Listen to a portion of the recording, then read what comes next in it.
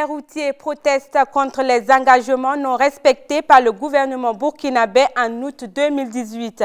Ils sont en grève pour 72 heures. Objectif, exiger la mise en œuvre des promesses prises par le gouvernement. Les grandes puissances s'impliquent dans la crise libyenne à Istanbul. Erdogan et Poutine se posent en gendarmes du monde. Forts de leur alliance en Syrie, les présidents turcs et russes veulent un cessez-le-feu en Libye où ils soutiennent des camps rivaux. Dans ce journal également, il sera question de gastronomie. Produisons et consommons burkinabé, telle était la célèbre citation du père de la révolution burkinabé, Thomas Sankara, pour inciter les burkinabés à consommer les produits locaux. Dans ce journal, Judith Chimadi a fait un tour au restaurant Mam 5 pour nous parler de la valorisation des mets locaux. Bonjour et bienvenue dans cette édition.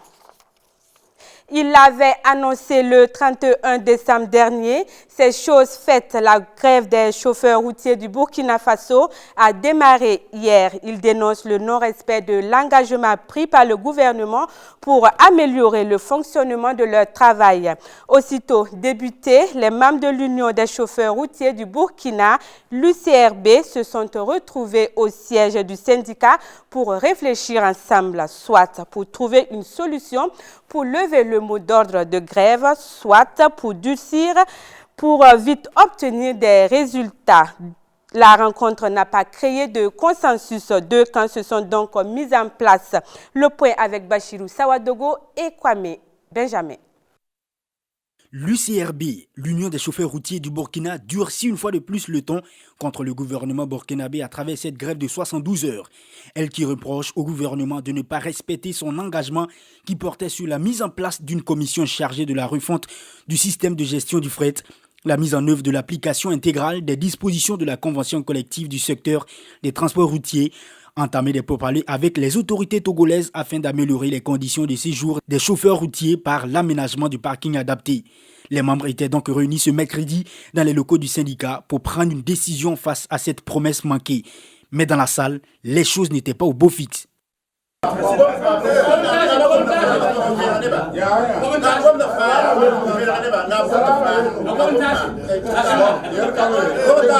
Visiblement, un front se pose. Certains membres soutiennent qu'il faut appuyer davantage l'accélérateur du gros camion pour amener le gouvernement à vite réagir. Des gens ont raison de nous appeler des fous. Nous sommes réellement des fous. Certains, comme des gardes pénitentiaires, ont grévé. Le problème a été réglé. Et nous, les chauffeurs qui mourrons sur la route de Lomé, Cotonou ou Ghana, pourquoi vous ne résolvez pas notre problème? Les policiers nous rendent pauvres sur la route et vous ne dites rien. C'est donc une salle chaude, bouillante. Les discussions se poursuivent hors de la salle.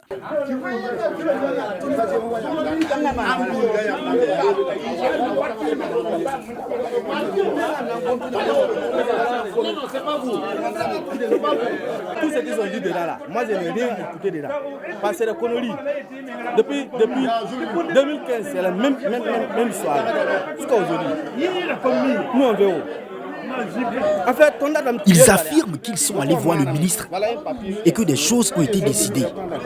Qu'ils nous montrent les papiers de cet échange et ce qui prouve que le ministre va respecter ce nouvel engagement pris. C'est tout.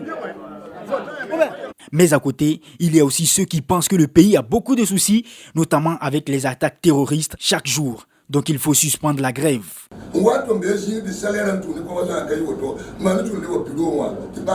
vous demande s'il vous plaît d'appeler les chauffeurs qui sont stationnés sur les routes. C'est pour vous que nous menons ce combat. S'il vous plaît, attendez, le ministre a dit qu'il va régler le problème d'ici février. S'il ne le fait pas, après cette nouvelle date, vous pouvez revenir au bureau pour vous plaindre. Il nous remonte que le Premier ministre a reçu les premiers responsables du syndicat peu avant leur rencontre, qui leur a demandé un délai supplémentaire jusqu'au 10 février pour résoudre leurs problèmes. Cette nouvelle n'est pas acceptée par certains. Ils confient eux-mêmes être fatigués de voir les grèves dans le pays. C'est pourquoi affirment-ils que la seule décision qu'ils attendent, c'est que la solution soit trouvée en cette journée du mercredi. Sans quoi, c'est des boycotts pour les jours à venir. En clair, la décision de suspendre la grève n'est pas encore tombée. Au moment où nous quittions les locaux du syndicat, un émissaire est envoyé chez le chef du gouvernement pour revoir les pourparlers. Affaire à suivre donc. Au Mali, les tensions entre la coalition des mouvements de l'Azawad et la plateforme sont au cœur de discussions à Ménaka. Objectif, apaiser les tensions entre les deux grandes coalitions Touareg. Les relations entre les deux coalitions sont tendues depuis mi-décembre après qu'un accrochage a provoqué la mort d'un officier du mouvement pour le salut de l'Azawad, membre de la plateforme. Pour cette discussion, chaque coalition a mis les petits plats dans les grands. Les présidents des coalitions eux-mêmes se sont déplacés pour l'occasion. Autre point dans cette édition, hier, lors d'une rencontre à Istanbul, les présidents russes et turcs ont appelé à un cessez-le-feu à Tripoli, alors que dans le même temps, l'Union européenne promettait au chef du gouvernement libyen, reconnu par la communauté internationale, d'intensifier ses efforts pour trouver une solution pacifique. Cet appel est d'autant plus inattendu que les deux pays s'opposent en Libye. La Turquie défend le gouvernement d'union nationale alors que la Russie appuie le maréchal Haftar. Dans leur déclaration commune, les présidents turcs et russes ont également exprimé leur soutien à la tenue d'une conférence internationale en janvier à Berlin, conférence qui doit permettre de relancer le processus politique sous l'égide des Nations Unies. Retour au Burkina Faso, la contribution de la culture à la prévention et à la lutte contre l'extrémisme violent est l'objet qui réunira autour d'une même table à Ouagadougou les ministres de la culture du G5 Sahel. Cette rencontre est prévue pour se tenir le 15 janvier prochain. C'est l'annonce faite hier dans la capitale burkinabé par le ministre de la Culture, des Arts et du Tourisme lors d'une conférence de presse compte rendu d'Achille Ouedraogo et de Ahmed Nanema.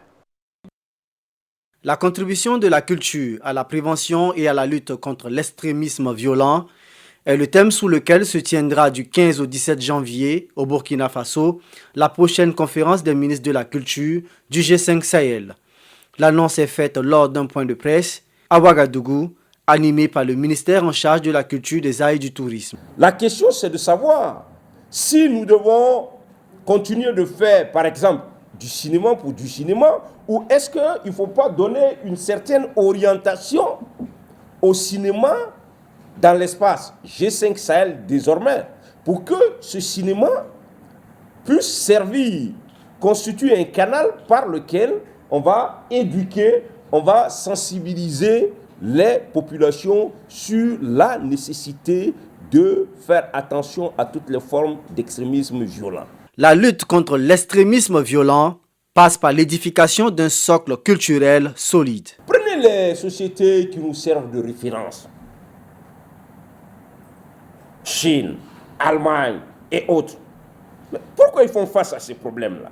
C'est parce que c'est des sociétés qui sont bâties sur un socle culturel solide. C'est-à-dire que le petit Allemand est éduqué, élevé, sensibilisé à privilégier les éléments de son patrimoine culturel, donc de son identité culturelle. Conséquence, vous ne venez pas lui donner des valeurs qui lui sont complètement étrangères. Le PNUD et l'UEMOA soutiennent le Burkina Faso pour une organisation réussie de la conférence des ministres de la culture du G5 Sahel de Ouagadougou. Les pays observateurs tels que la Côte d'Ivoire et le Sénégal seront de la partie.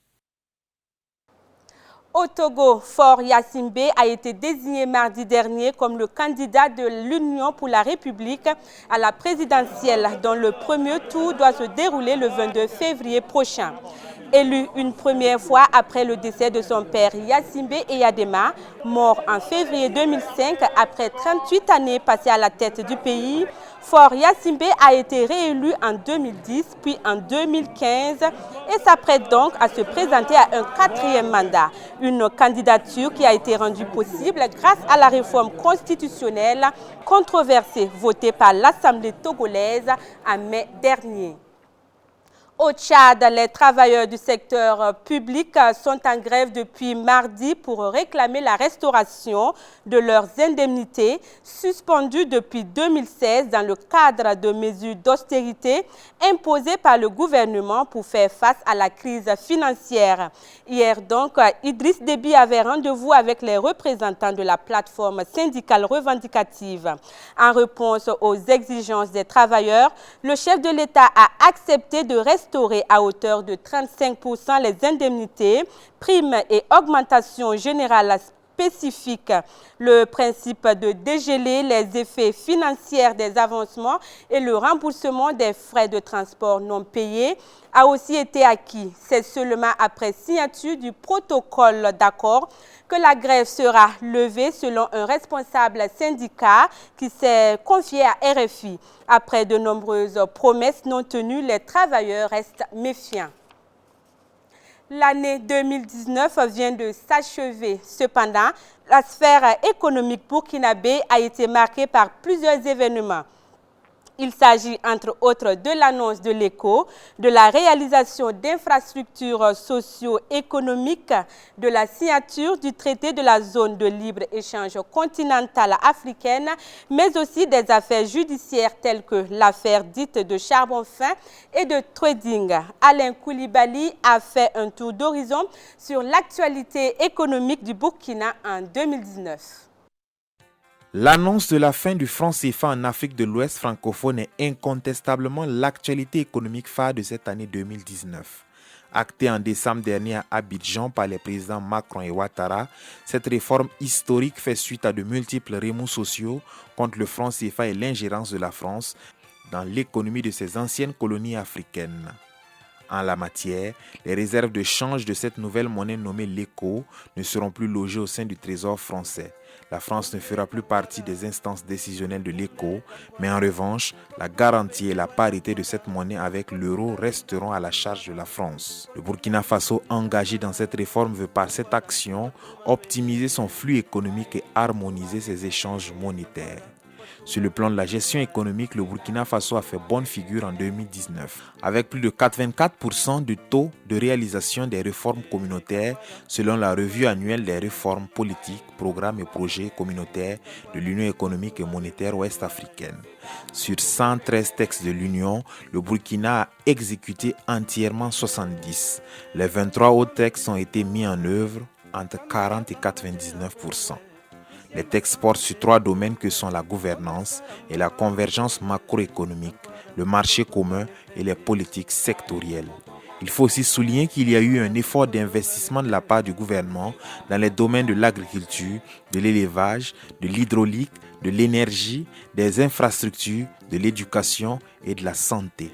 On se souvient encore de l'inauguration du barrage de Samandeni, du centre hospitalier universitaire de Zignaré, du tronçon Tougan-Dédougou, du lancement des travaux de bitumage des routes Bogandé-Fadangourma, Giba-Garango, du boulevard des Tansoba à Ouagadougou, pour ne citer que ceux-là. En 2019, le Burkina Faso a aussi institué de nouvelles taxes telles que la taxe sur les véhicules à moteur et l'extension de l'impôt unique sur les traitements et salaires UITS aux indemnités et primes, mais aussi de nouveaux titres de transport tels que les nouvelles cartes grises et plaques d'immatriculation et le nouveau permis de conduire.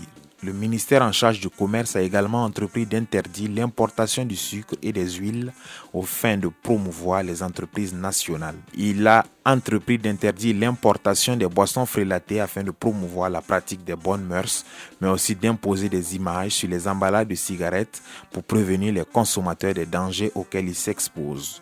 2019 a vu naître la Caisse des dépôts et consignations pour assurer le financement des investissements structurants, les financements sur le long terme et pour la nécessité de sécuriser et de rentabiliser des fonds de pension et d'épargne. Un fonds de 20 milliards de francs CFA a été alloué à cette caisse à son ouverture pour renforcer sa capacité d'intervention. L'actualité burkinabé a aussi été marquée par l'affaire des sociétés dites de trading.